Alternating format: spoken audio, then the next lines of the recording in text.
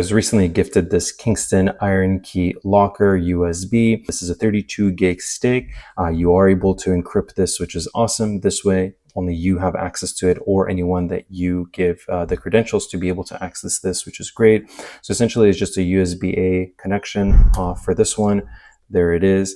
This is made really nicely. It has a really solid kind of build to it. Not like cheap material. So it's a metal casing here, which is great. You do have this opening to put it through a lanyard or your keys, keychain if you wanted to do that. So overall, let me show you the whole process of how to get this set up. So when you first plug in the USB, it's ready to go. So it's going to pop up with this IronKey Locker name. And so what you do is you open this up.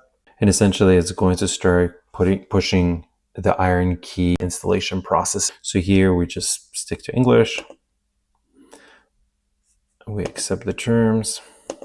And so here we need to create a password, complex password, or we can do a passphrase. And so the criteria for a complex password is 6 to 16 characters long, uppercase, lowercase, digit, and special characters is needed. And then for the passphrase, you need a minimum of 10 characters. So I'm going to go ahead and create a password. As you're typing out your password, you are able to see it, and it's showing the criteria that you're meeting. It's going to have a check mark with a green color, and then things that are still missing will show in red. So now at this stage, this is just contact information. So ultimately, all you do is just put in your information, and that's it.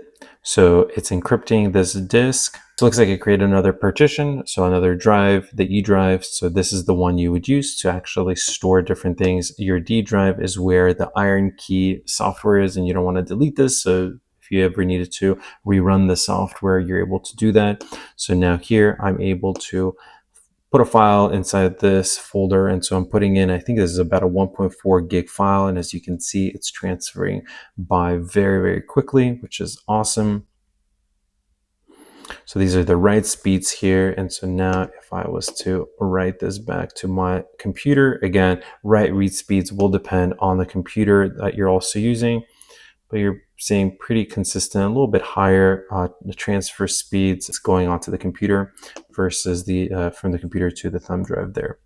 All right, so that's that. And this is a 32 gig drive.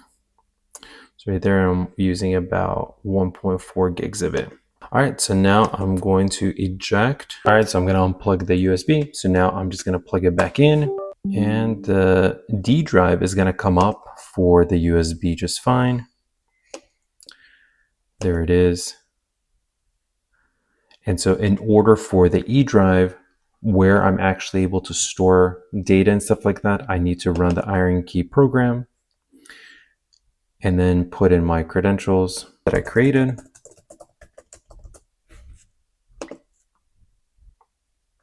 As soon as I do that, the E drive pops up and there's my file, and now I can interact with the USB again. So overall, the USB is really simple to use. Definitely would recommend check this one out.